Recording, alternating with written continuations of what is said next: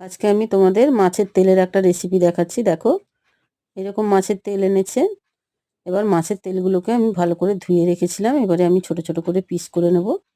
এই যে ছুরি দিয়ে কেটে আমি ছোট ছোট করে পিস করে নিচ্ছি। ছোট ছোট করে পিস করে নিলে ভাজতে সুবিধে হয়। দেখো, আমি এরকমভাবে কেটে নিয়েছি। এই যে ডুমো ডুমো করে কেটে নিয়েছি ভালো করে। এবারে আমি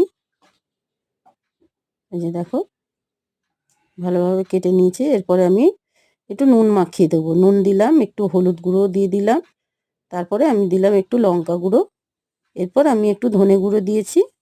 দিয়ে আমি সব মাখিয়ে এই যে ভালো করে মাখাবো। মাখিয়ে নিচ্ছি ভালো করে। ভালো করে মাখিয়ে নিয়ে আমি এটাকে রেখে দিলাম। এবারে আমি কড়াতে তেল দিয়ে আমি পেঁয়াজকলি আর বেগুন একসঙ্গে ভাজা করে নেব। ভালো করে নেড়ে চেড়ে ভাজা করে নিয়েছি। একটুখানি আমি হলুদ দিয়েছি, নুন আমি এখন দেব না, আমি পরে দেব। যে ভাজাটা হয়ে গেছে দেখো, আমি এরকমভাবে ভেজে নিয়েছি। এবারে আমি ভাজাটা নামিয়ে রেখে দেবো। তারপরে আমি কড়াই তেল দিয়ে পাঁচফোড়ন আর শুকনো লঙ্কা, তারপরে আমি রসুন কুচিয়ে রেখেছিলাম, পেঁয়াজ কুচিয়ে রেখেছিলাম।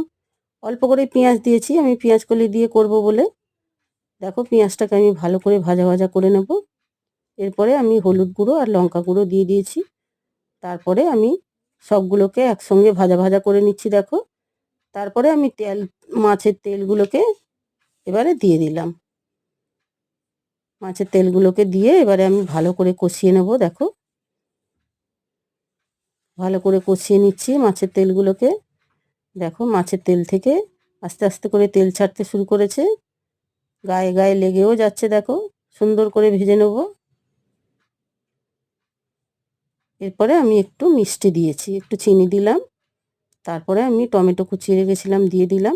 এরপর আমি কাঁচা লঙ্কা সেটাও দিয়ে দিলাম। দিয়ে আবারও আমি খানিকক্ষণ নাড়াচাড়া করে ভেজে নেব। ভেজে নিচ্ছি। দেখো কতটা তেল বেরোচ্ছে, দেখো মাছের তেলটা থেকে। খেতে খুবই সুন্দর লাগবে, এত তেল বেরোচ্ছে। আমি ভালো করে ওটাকে কষিয়ে নেব।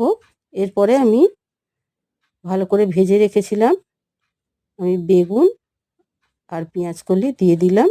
দিয়ে একসঙ্গে সব ভালো করে কষবো। দেখো, ভালো করে কষিয়ে নিচ্ছি। আমাকে জল দিতে লাগেনি, আমি একটুখানি সামান্য জল দিয়েছি। তারপরে এই যে নুন দিয়ে দিলাম। নুন দিয়ে আবারও আমি ভালো করে ভাজা ভাজা করে নেবো। ওপর থেকে আমি ধনেপাতা ছড়িয়ে দিলাম। দেখো, আমার রান্নাটা কমপ্লিট হয়ে এসছে। এই যে এইরকমভাবে